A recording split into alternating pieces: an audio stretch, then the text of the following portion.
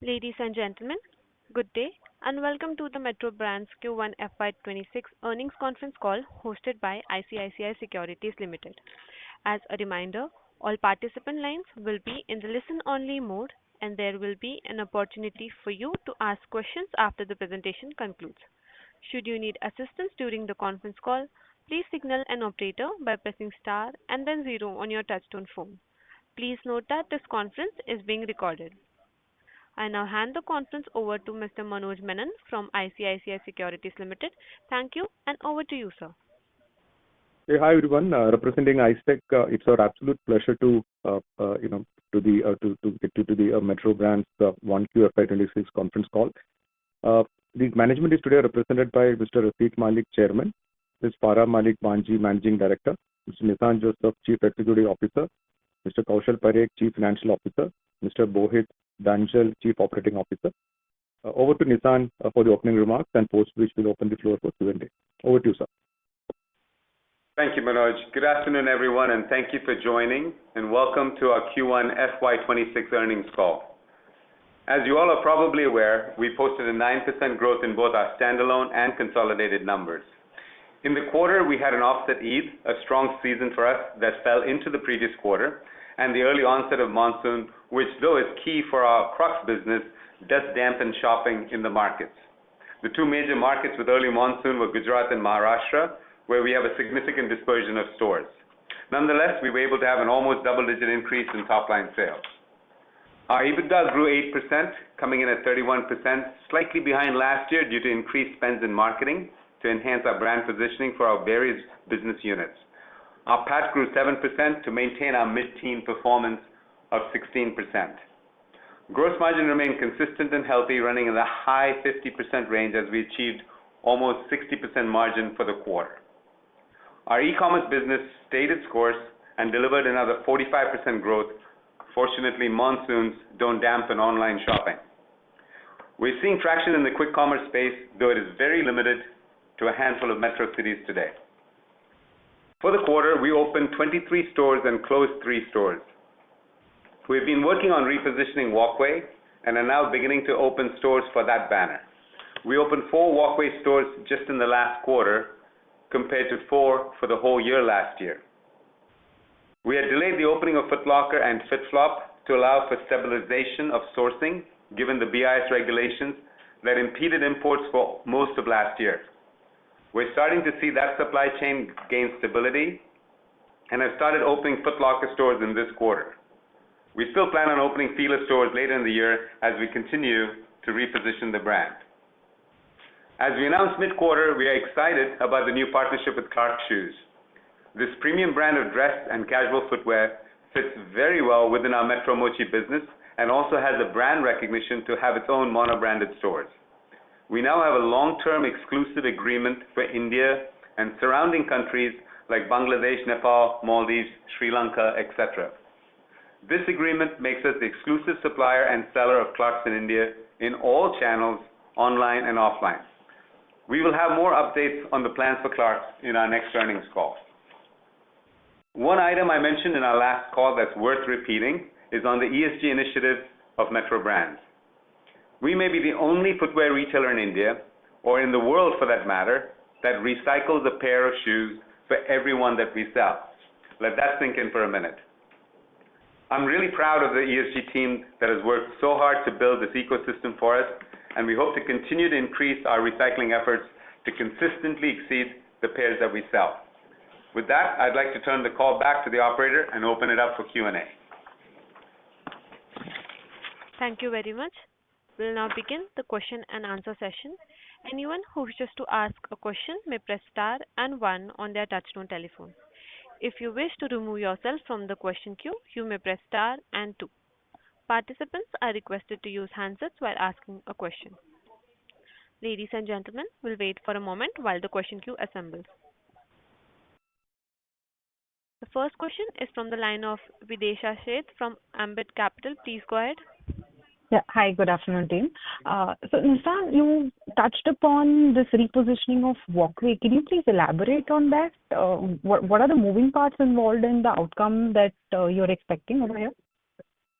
Well, it's not we're repositioning Fila, Vidisha, but we are actually repositioning. We're not repositioning Walkway. We're Okay. kind of getting into that whole value footwear chain piece. We've been working on it, looking at it from a store presentation standpoint, how we come to life with our products, what the cost structure is for that business, and to ensure that it starts to get set up for profitable growth. As you know, we have not grown a lot of Walkway stores in the last few years, and I believe we're at a point now that we can start adding Walkway to the list of banners that we can continue to expand.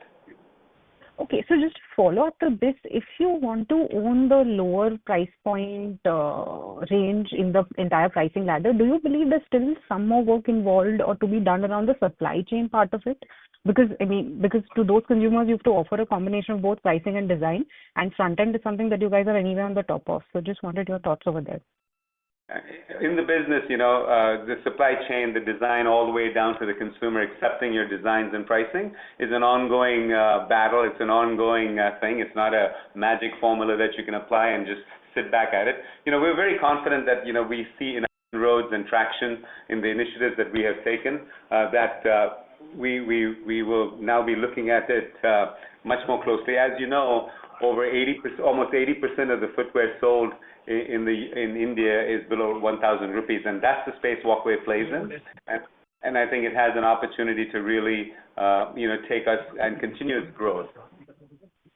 Got it. And the second question would be around store addition. Considering that consumption has not yet picked up full-fledgedly, would you expect store addition to remain relatively lower at 80, 90, or would you be crossing 100 this year?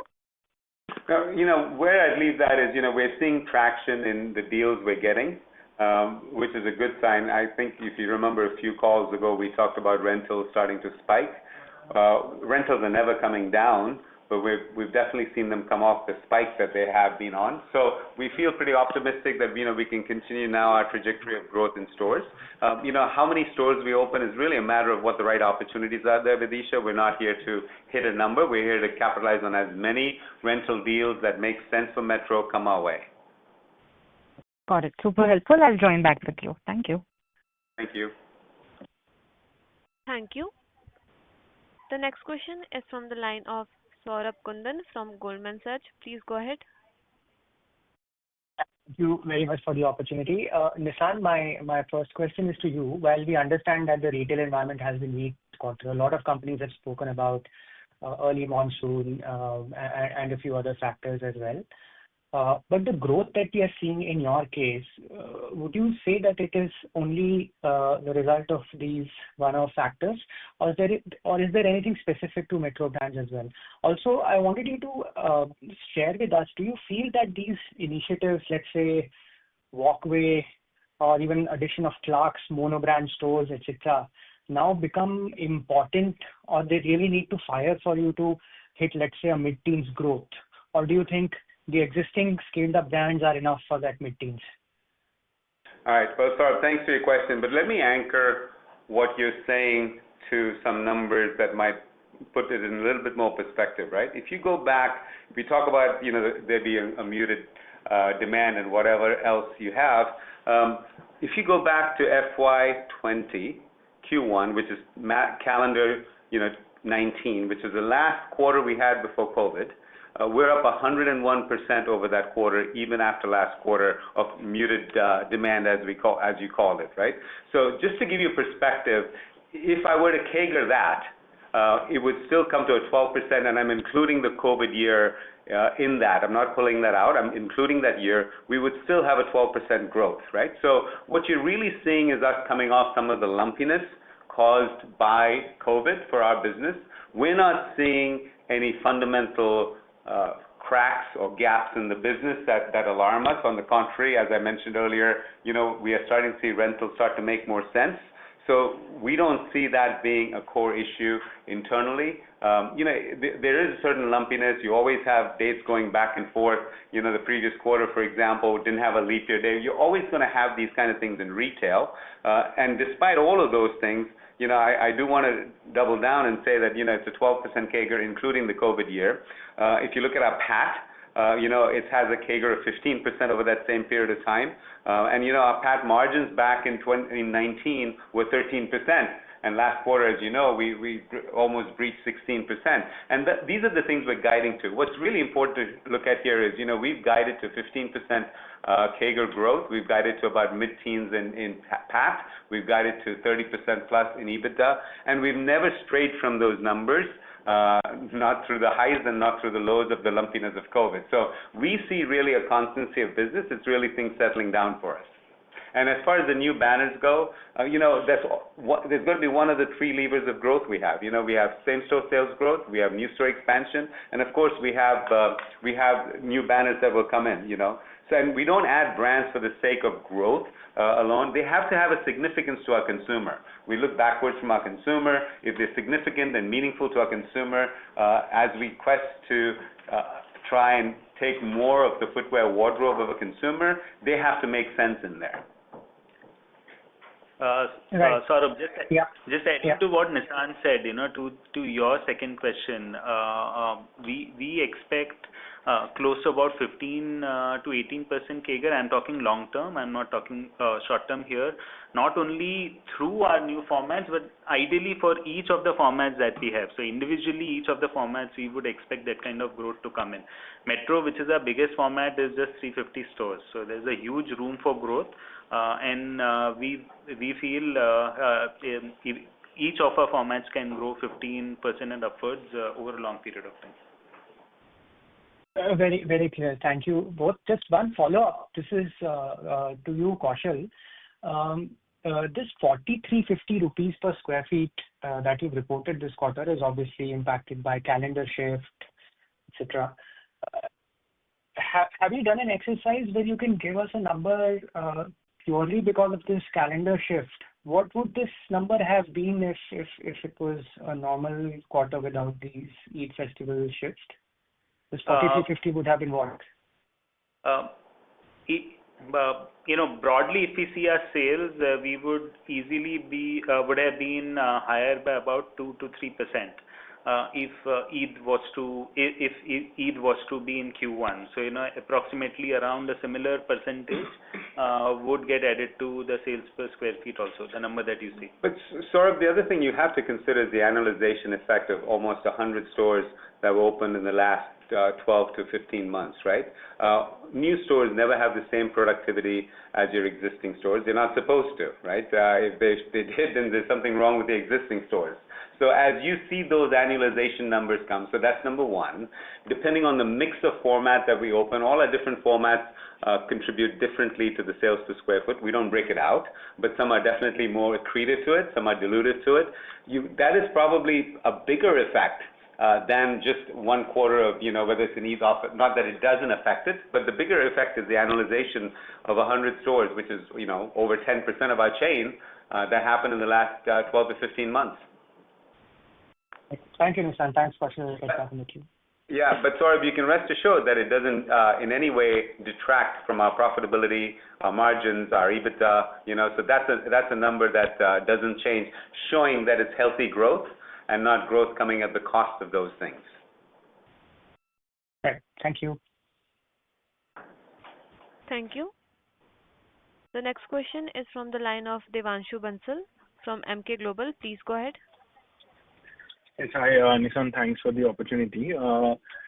Just building up on the demand thing. So we are clearly noticing that preference of consumers is moving towards casual products as well as channels like online, right? So where our presence is currently lower, albeit it is building up. So wanted to check, is this changing consumer preference also coming as a hindrance to our growth? What's your sense on that? I don't believe it's necessarily just casual. There's a lot of consumer preference changes, right? There's personalization, there's comfort. These are all changing landscape of a consumer.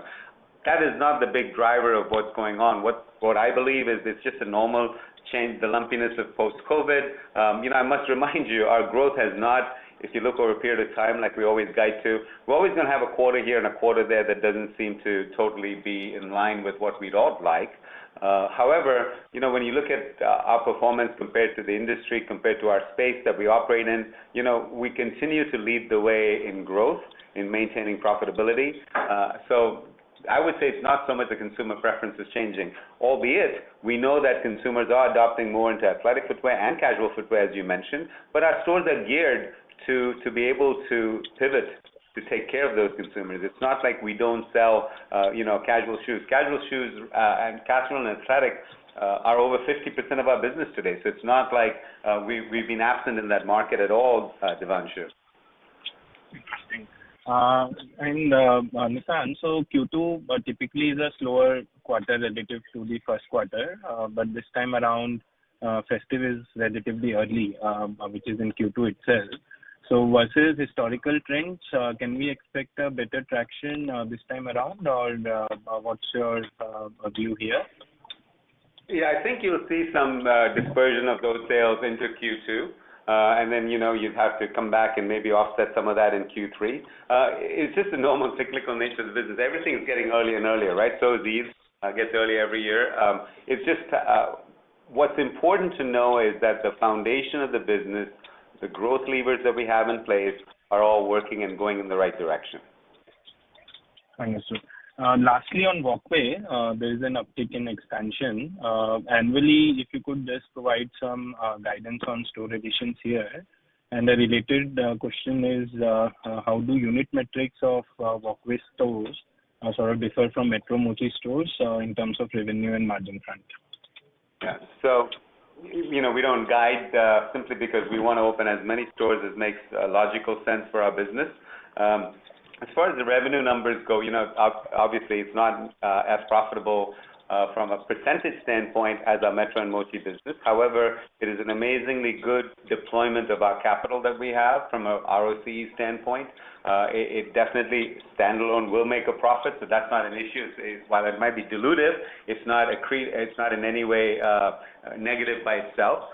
So, without divulging too much, the sales per square foot are not as much as the Metro Mochi, for example. So, you will see some dilution, but what we aim to do is have top-line growth without compromising on any of the key numbers that we've guided to. Devanshu, our long-term target for Walkway is, take for example, for our core formats like Metro Mochi, our ROCs at store levels are upward of 40-45%.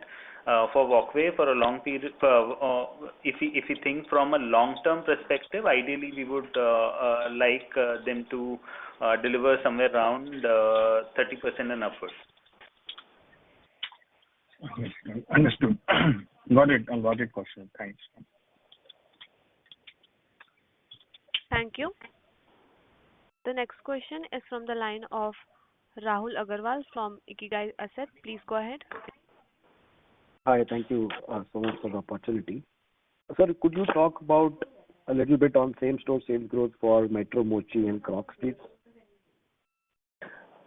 We don't break out same-store sales growth, but in the 15% CAGR that we guide to, a good portion of that will come from and has come from SSG.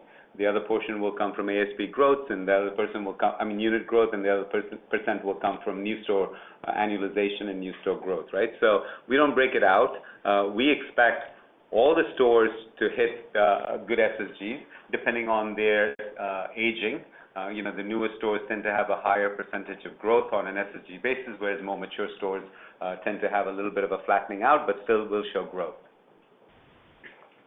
Yeah, I understand that. I was actually more talking about, let's say, past 12 to 18 months trends. Looks like most of the revenue growth is now, essentially coming from new store additions. Hence, I was just a bit concerned on what's really happening on the same-store sales growth. So just from that perspective, anything qualitative also is helpful. Yes, Rahul, as Nissan earlier mentioned, at times in retail we see slightly lumpy cycle, right? FY23 was one of the best years with obviously pent up, etc., revenge buying, whatever you call, all clubbed into that year. So in light of that, when you see FY24, you will see as if FY24 was muted. If we see versus Q1 of FY20, Nissan mentioned, right? We see a 16% growth, which would come to a CAGR of around 3%. If we see slightly longer period, say 10 years, we have generally seen overall SSGs for all our formats ranging in that mid to high single digits. So that is our long-term target for any retailer to ensure that profitability doesn't get impacted. That's the minimum SSG that you would want to target over a long period of time. And Rahul, while it's an important metric, and we continue to gun for it, don't forget sometimes we open our own stores on top of our own stores, right? So we have a very successful metro store. We will backfill it, which is part of our growth strategy. We will backfill it with another metro, or we will backfill it with another Mochi store. If we see a very good metro or Mochi selling a lot of Crocs, we will backfill it with a Crocs standalone store. So some of the mutedness, the reason we wouldn't hit high double-digit SSG growth by itself is because we cannibalize ourselves to some degree. But it's good because in overall, we gain market share without losing profitability. And that's the ultimate goal, is to keep gaining market share as much as we can. And if you look at the numbers over the last few quarters, as you alluded to, if you compare how we've performed versus our peers, we've definitely gained market share. And if you look at our profitability, we have not compromised on our profitability at all. Perfect, get it. Related question also was that, the margins, which are anyway, I think, best in class, I would imagine. Purely from a SSG perspective, looks like the contribution, assuming that's a bit lower than what it should be, the margins would actually have some upside from here, right? If you have better SSGs across your Metro, Mochi and Crocs. Is that understanding correct, or you think these margins are at a peak here and we should actually sustain here and we're not looking for, incremental margins? Yeah, what we're really looking for here is to have a business model that sustains over many years, right? It's not about increasing a number, because at some point it'll come back to pay itself. It will not be a profitable way to grow. So what we want to do is to continue to grow along the way we've guided. And we've been guiding this since we went public, and I think you should be pretty pleased that, especially when it comes to PAT and EBITDA, we've always been in our guidance, if not better. That's more important to us than talking about just one singular number. Got it. And lastly, one smaller question on UK FTA. I think, is there any benefit do we expect on the business purely from India UK FTA signed up? No, we're 100% India. We source almost 95% of our goods in India. We sell 100% of our goods in India. So we don't see that impacting us, benefit or otherwise, in any way. Got it. Perfect. Thank you so much for answering my questions. All the best for the rest of the year. Thank you. Thank you. The next question is from the line of Gaurav Jogani from JM Financial. Please go ahead. Thank you, Nissan and Kaushik, for taking my question. My first question is with regards to the marketing spends that you alluded to in your PPT in Q1. So would you say that it is kind of front-ended, and whatever we spend on the annual basis, that would remain, or this year we could see a higher marketing spends for the year? No, we target around 3.5% to 4% in that category. And last year, if you looked at it, we did not spend that much in the quarter. So we really want to continue to invest in our brand building efforts and making sure that Metro continues, all our brands continue to be top of mind. So we're not going to see that level off. However, you will definitely see that we are going to invest in marketing. Sure. So if I understand it right, Nissan, it would be in the 3.5% to 4% range, right? Yeah, which if you were to do a comparative basis, it'll probably be slightly higher than last year. Okay, sure. And Nissan, my next question again, is with regards to the same-store sales growth only. Now, I'm not taking a 1 year, 2 year view, but even if we look at from FY23 onwards, I mean, still, we are lagging on the revenue per square feet number. Now, there could be two parts to this. One is because of the store additions has been higher, and second could be that we are also opening stores in tier 2, tier 3 towns, which kind of would be impacting the revenue per square feet. So which one would you allude to a larger portion, the demand slowdown or the other bit?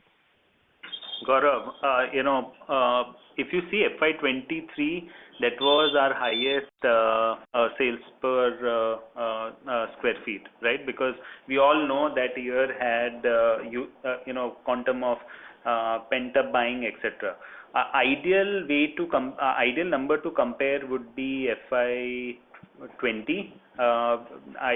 If my memory serves me right, it was somewhere around 17,000 rupees, and we are trending higher than that.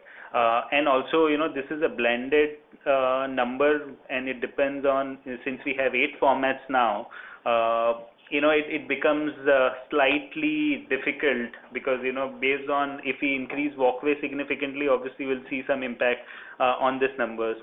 Certain formats would have upward impact. So, best way to see is, compare sales growth and see how the profitability of the company is moving rather than just being fixated with this particular number. Yeah, and Gaurav, we're very keen on continuing to grow, keeping in mind that our costs grow as well. And that's what we focus on to make sure that our growth covers our costs and gets beyond it as well. And that comes in many different ways, right? And again, I think we might read too much into the sales per square foot. If indeed it was affecting our business like a lot of people would think, you would see that in the other numbers come through very quickly. Sure, sir. Appreciate that. And the last question, is with regards to the Fila format. I mean, there were certain losses that we had incurred when we had acquired the brand. So if you can help us out, where are on the that journey? Are we break even in that format? How much losses are there? Anything here would be helpful. Gaurav, in the first year, FY24, losses in Fila format were around 58 crores. Last year, we reduced it by around 40-odd%. And this year, it will further go down. Sometime next year is when we feel we should break even with respect to Fila. Okay, sure. Thank you. That's all for me. Thank you. The next question is from the line of Shraddha Kapadia from SMIFS. Please go ahead. Thank you so much for the opportunity. So my first question is majorly regarding the ASP. Would it be possible to give the ASP excluding the accessories majorly for the footwear? Would that be possible? And also if you could help with the current ASP for Clarks. So ASP, if we take ASP only of footwear at our stores, it is somewhere around 2,700. And we have seen growth of around 3.5-4% in that. Overall ASP also, we have seen growth of around 3%. And if you look at our premium business, it represents almost 56% of our business today, Shraddha. And to give you just while we try not to give too many forward-looking statements or give too much information on our business for competitive reasons, Clarks would definitely be north of 3,500 to 4,000 rupees as an ASP. Okay, sir. That was quite helpful. Also, just continuing with the statement which you said. So currently, if we take a look, then our premium mix, which is there, is 56%. Do we have any target, or do we have a target so as to reach, say, 60%, 70% of our total, which would be there? No, we don't have any target. If you even see our last 3 years trend, right, this number has gone up by 1% year on year. So FY24, if I remember correctly, our contribution of sales upward of 1,500 was around 86%, 87%. Last year it was around 88%, and this year it is for first quarter it is around 89. So it's been very stable. We are already at a very high number. Obviously, with addition of formats like Foot Locker, Clarks, etc., we will see upward movement. But yeah, we are also planning to increase walkway, so it will sort of balance it out. So we fully understand that certain banners of ours play to a premium segment, Shraddha, and certain banners play to a value segment, right? So each of those segments, each of those banners needs to stay in their lane and perform in their lane, and that's what's important to us. Sure, sir. Thank you so much. Thank you for taking my question. Thank you. The next question is from the line of Prerna Jhunjhunwala from Elara Securities. Please go ahead. Thank you for the opportunity. So last year, wedding season was weak and that had impacted our sales in Q1. And this year, Eid moved in Q4. How would you see consumer sentiments between both the periods? I think it was quite consistent with what we would have expected. I think though there were wedding dates in this quarter, most of that shopping was done previously, but we also had to offset some other things in there. Consumer sentiment for us, what I can look at it as a slightly longer term. You've seen us go from flat sales to now being at almost double-digit growth for 2 straight quarters now. Obviously, we're leveling off again and getting back on our growth trajectory, which is really the consumer telling us what they're doing. We're not seeing anything that causes us grave concern. When we sell out of products we expect to sell out of, and we sell out of some that we didn't expect to sell out of, and there's some others that don't do well, which is just par for the course. We're not seeing a consistent trend that points that the consumer is shying away from this or that. Okay. Any color on urban versus, tier 1 versus tier 2, tier 3, where the demand is really showing up?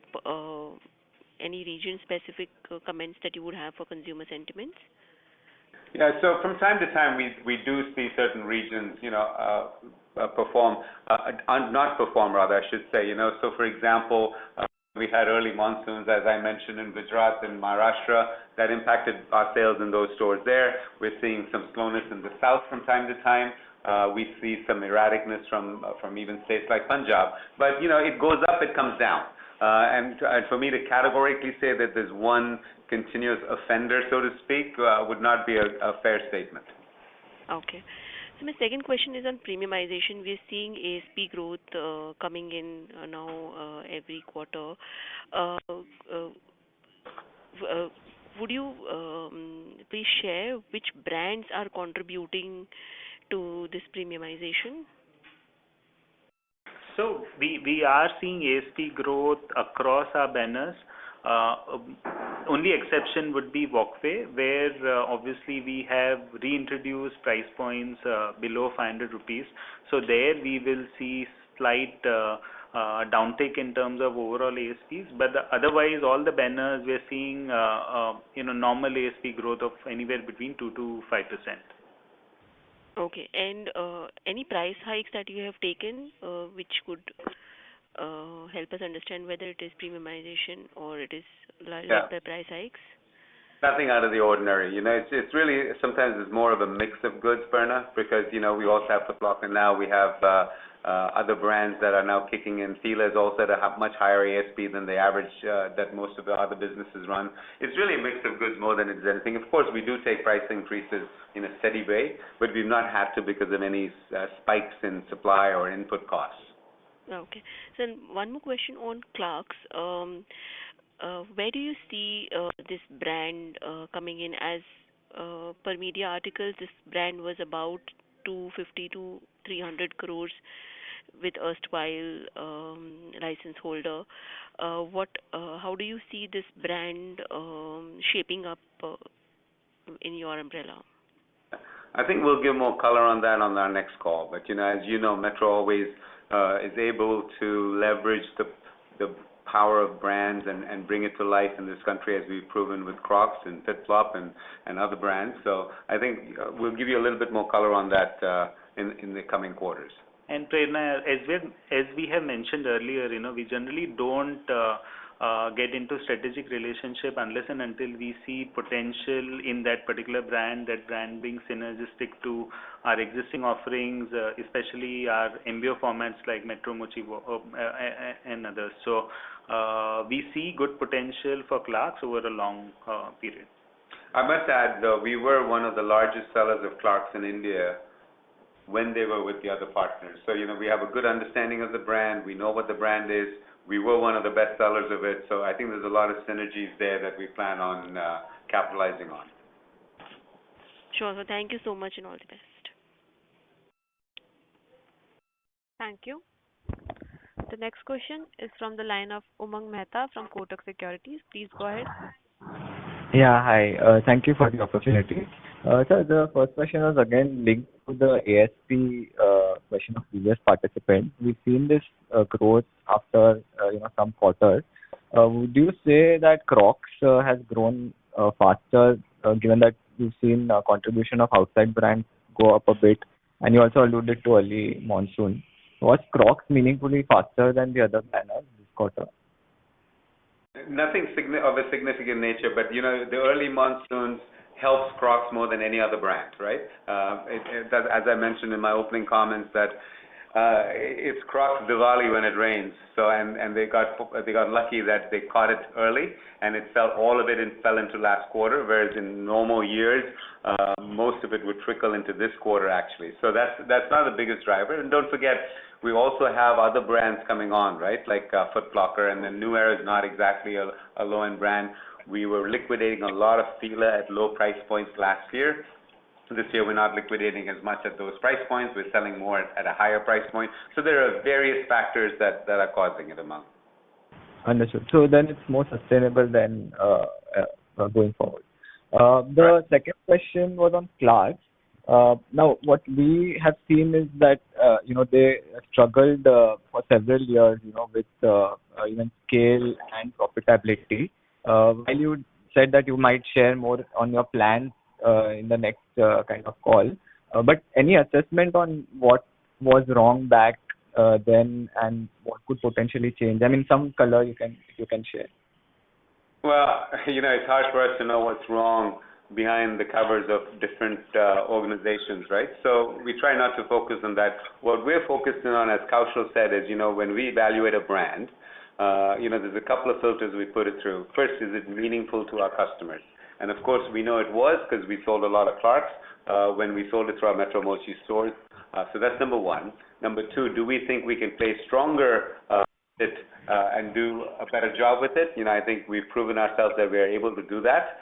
That's what we look at more than about, what went wrong and things like that. It's about what we can do with the brand and what our customers want from us with that brand.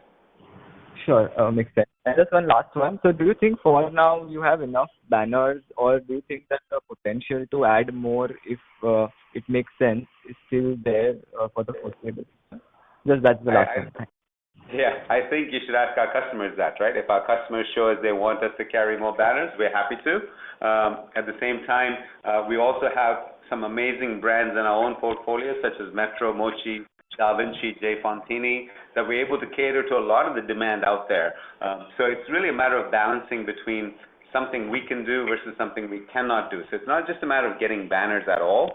It's a matter of making sure that we're getting banners that mean something to our customers in a space that we're not able to do the same thing. Okay, sure. Perfect. Thank you so much. Thanks. Thank you.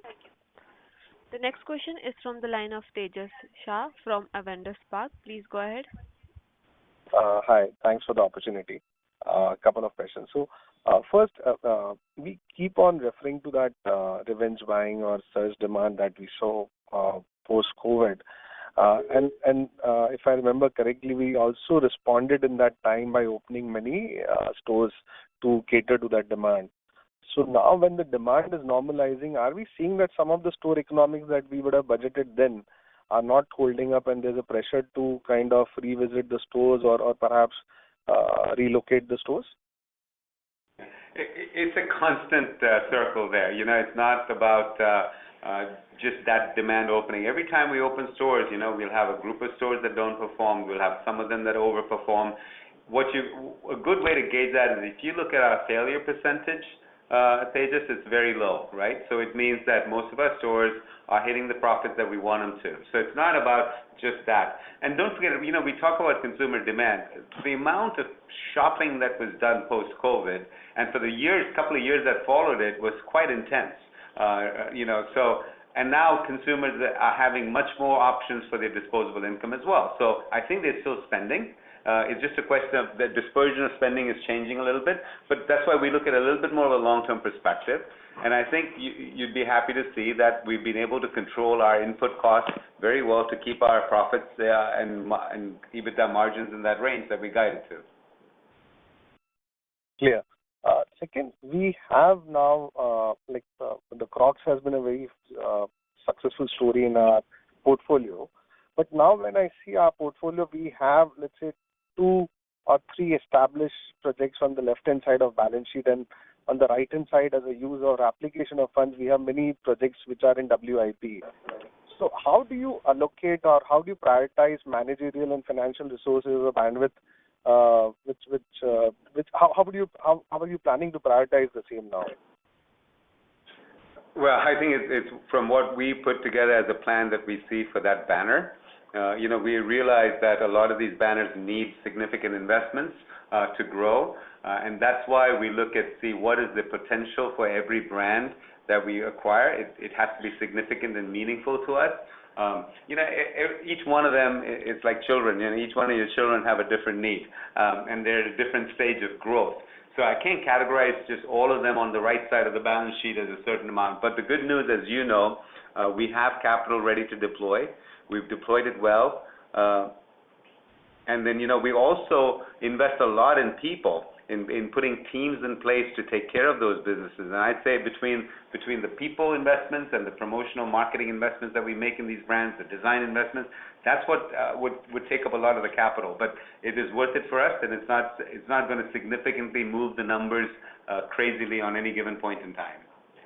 Tejas, just adding to what Nissan said, BIS implementation also led to some delay, especially in Foot Locker and Fila. But now, in this year and coming year, you will see those brands also growing meaningfully. Perfect. And just to extend that point, do we have enough children now, or we have space to accommodate more children? You got to ask the wife, who's known as the consumer, that question. We serve the customer, and if the customer is telling us that we're not meeting their needs, we're happy to continue to explore brands. And brands come and go too, right? So today we may or may not see a brand. Tomorrow we will see a brand. We understand there's an evolving landscape. I think somebody alluded to that about customer preferences changing, right? And they're going to, not only have they changed so far, they're going to continue to change. That's for sure. Perfect. Thanks, and all the best for coming quarters. Thanks, Tejas. Thank you. The next question is from the line of Sameer Gupta from India Infoline. Please go ahead. Hi, sir, and thanks for taking my question. Firstly, on the walkway repositioning, I'm not sure if I understood what exactly is the change here, and what was the problem earlier which you're trying to fix. And having done this, will it still be a trial and error kind of a pilot, or now with all this done, you are targeting full-fledged expansion here? Okay, let's start off with the basic concept of the size of the market, right? As I mentioned earlier on, 80% of the footwear sold in India is under 1,000 rupees, right? And that's not a space we were playing in. So then the question becomes, why weren't we playing it in the past? We had a lot to do to get positioned for the growth that we've had. Listen, since COVID, we've opened almost 400 stores, which is 80% of what we had pre-COVID. That's a significant growth that takes a lot of bandwidth, that takes a lot of planning, it takes a lot of headspace out of management, right? So we had to prioritize our growth levers. We've prioritized those growth levers. We've now come to Walkway to say, how do we grow that? Honestly, Walkway, as I mentioned earlier on, is not as profitable from a PAT percentage standpoint, but I must reiterate that it's a wonderful use of our capital. As you know, we do have a lot of cash at hand, and it's probably a very effective use of our capital, and that's what we're gearing towards. Okay, so there's no real repositioning here. It's just that now you'll focus on it. there's no repositioning, but there's of course there's a lot of tweaking and refinement that requires before you grow any chain of stores. Listen, when you open, if you have 60, 70 stores, it's easy to say, this is what they do, but to get it ready for growth in line with the rest of your company, that requires a whole different approach to whether it's your supply chain, whether it's your people talent availability, whether it's how you're going to manage this business as it grows, back to your real estate and BD team. It's a significant amount of things that need to move to grow a child, to raise a child. Got it. And with this, we are saying that the tweaking and refinement is now done. Now we can grow it as, we grow the other brands. I think that's a safe comment. Okay, fair. And on Foot Locker, so the earlier communication was that we are still, having a cautious approach here, wait and watch as to things the way they are developing. Are we still in that mode, or now things are clearer? And I see that we are opening another store in Mumbai now. So is that now behind and now things are sorted? Yeah, so it was only BIS that made us hesitate, Samir. It was nothing else. It's not that we're not sure about the chain or the concept. It was the BIS uncertainty from the brands. As you know, Foot Locker is primarily a multi-brand store that is serviced by all the major brands in global brands, essentially, and all of them were at various stages of the journey in mitigating the BIS risk. Until we had clarity that they were past a certain point, I would still say they're not through that entire mitigation, but it's to a level where we're comfortable enough. And as you mentioned, we've subsequently opened 2 stores. We plan to open more stores before the end of the year, and we'll continue that growth. But we had taken a pause there for a good 7 months while we wanted to see how the BIS played out. Okay, so suffice to say that the BIS situation now is not sorted completely, but still is at a situation where you can go ahead with your store opening at Foot Locker. Correct. Got it. Lastly, if I can squeeze one more on Fila. Now, I still see that EBOs, and you have been consistent in this, not saying anything over here, but if the EBOs are to be opened from second half, what is it waiting for? I mean, is it still, the marketing that needs to come out before you open stores? Is it still a buffer that you are keeping, for some more uncertainty that can come in? Just your thoughts here. Well, it's a combination of things, right? One of them obviously is BIS, right? So it would have been easiest for us to launch it because we would get the assortment, we would get all the product we needed from our global partner, Fila, right? That would have made it a lot easier. We didn't have that luxury. We had to go create an entire supply chain for it, right from raw materials onwards, right? Because we had to do it in India. And so that has taken a little bit of time. It also takes a lot of thought and planning before you get into that. We've also been busy testing those products, or some of the products that we think would make sense in the EBOs in our key Metro Mochi stores. So the journey was not just to say, let's open stores. The journey was, let's test and see how we start repositioning the brand in our Metro Mochi stores. When we have learnings from that, by then we'll be ready to execute at a certain period of time. We've always guided that it would be in the latter half of this year or this calendar year that we would open stores for Fila, and we've not strayed from that. So, sir, my question is that now if Fila or the BIS thing, we have already replicated most of the supply chain in India, this 6 months of buffer, we are still keeping only for the testing portion, or is there anything else? Yeah, but even when we open stores, it's not like, oh, you got the magic formula, now run with it, right? It's an ongoing trial and test. So it's not like you get a formula together and say, okay, now we're ready and let's open up 100 stores. And each of those iterations of product, each of those iterations of strategy make it much harder when you don't have access to an evolved supply chain in India, right? So there are challenges there, but as you know, we're taking it cautious, but in that no way does that detract us from what we believe the brand can be when you look at it over the next 3 to 5 years. Maybe I'll take this offline, sir. Thanks, no problem. I'll come back in the queue for any follow-up stuff. Thank you. The next question is from the line of Devanshu Bansal from Emkay Global. Please go ahead. Yes, hi. Just one follow-up from online perspective. We have seen very strong growth trends here. Typically, Q1 and Q4 are relatively weaker in terms of online sales, and Q2, Q3 are relatively better. So I wanted to check, is this a sustainable trend, or there is any one-off to call out which has happened in Q1? Maybe there was early EOSS that happened across online platforms. So I just wanted to check your thoughts here. Devanshu, if you check our e-commerce numbers for last year first quarter, they were slightly weak. So on base of that, obviously it's a very strong growth. FY24 Q1 was around 61 crores.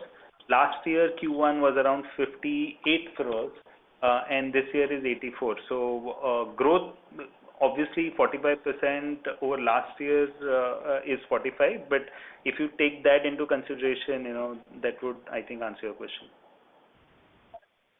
But typically, Q2 is a better quarter. Q2, Q3 are better quarters from online perspective. Is that a right takeaway? They're better both for this year and for last year. So if you're looking at a comparative number, it should be the same, right? But understood. And lastly, from a region perspective, you mentioned that West has seen relatively slower trends, but South as a region is also sort of seeing muted trends, while North and East are doing relatively better. So any specific reasons that is sort of impacting the growth there, and what are the steps that we are taking to sort of improve the growth trends?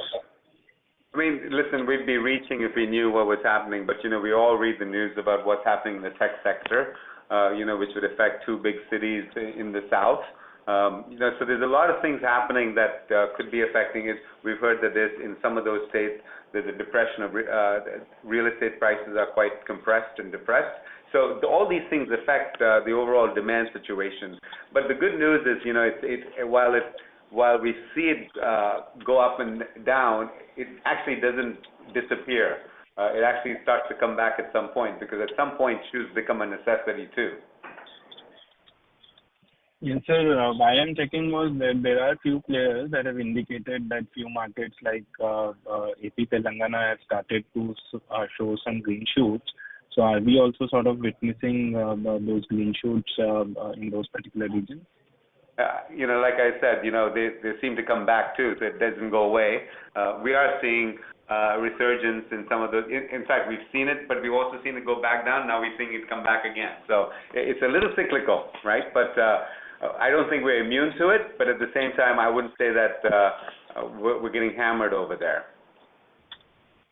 Got it, Nishan. Thanks. Thank you. The next question is from the line of Aditya Bansal from Motilal Oswal. Please go ahead. Hi. Thanks for taking my question.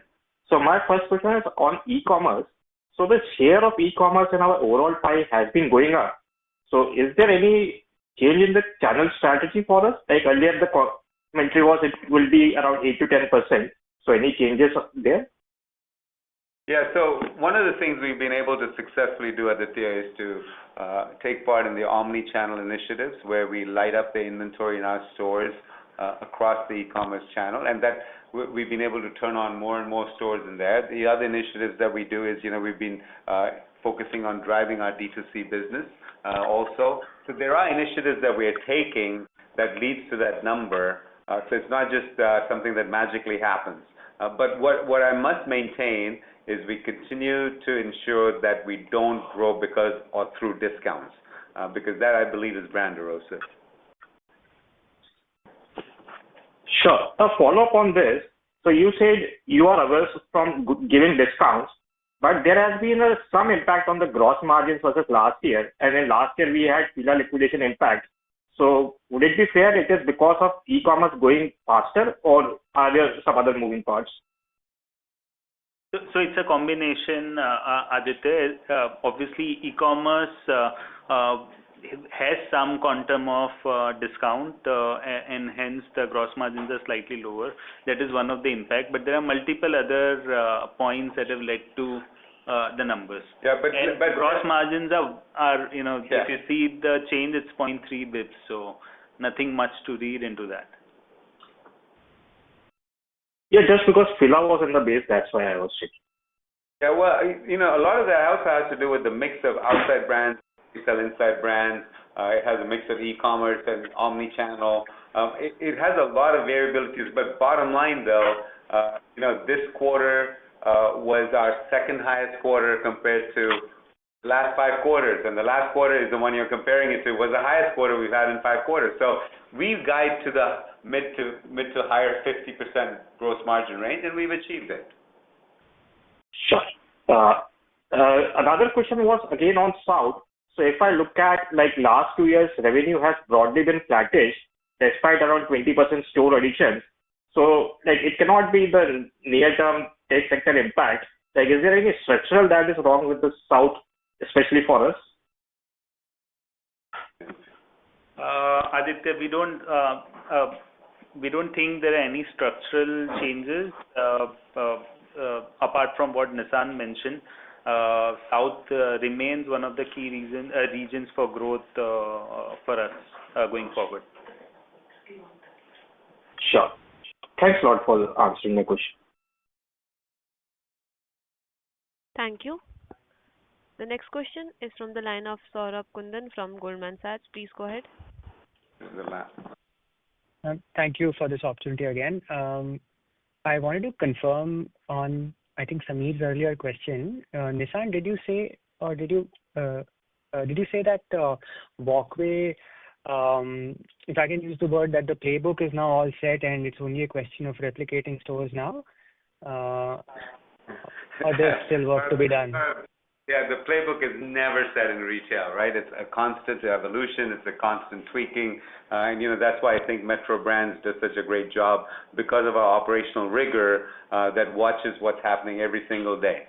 Having said that, though, I think broadly we feel good about the guardrails and the lanes that we've identified and the levers for Walkway growth.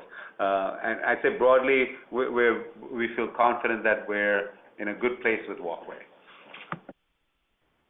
Okay. Any constraints you would like to mention that are there even now, other than locations? I mean, any other constraints? Yeah. Well, I would like it to do more per square foot. I would like it to do more sales, and the rentals, obviously, as you mentioned, needs to be coming in line. So finding the right real estate at the right rental. But I always want to do more on per square foot. I always want to get better throughput in that value chain. But that doesn't mean it's not where we'd like, where it should be in the right place. However, we're not going to stop working on it. Okay. One last one, please. I recall that most of your other MBOs, like Metro and Mochi MBOs, when you enter new geographies, from what I recall, you do have a component of localization, having local designs. Is that the case or planned to be the case for Walkway as well, or will Walkway be slightly more uniform in terms of the merchandise it has across the country? No, I think in India it's important to be regionalized because our preferences are so varied from one region to the other. Having said that, though, in that range of product, the price range, that value range, there's a lot of homogeneous products that go across the country. But the biggest thing that changes is weather. So if you were to do stores in the north versus south, you would see some significant differences. Otherwise, it's largely homogeneous. Okay, thank you very much. Thank you. A reminder to the participants, anyone who wishes to ask a question may press star and 1 on their touchtone telephone.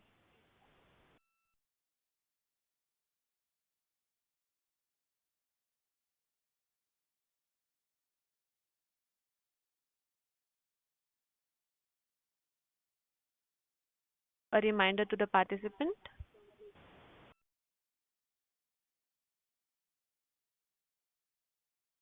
as there are no further questions, On behalf of ICICI Securities Limited, that concludes this conference. Thank you for joining us, and you may now disconnect your line.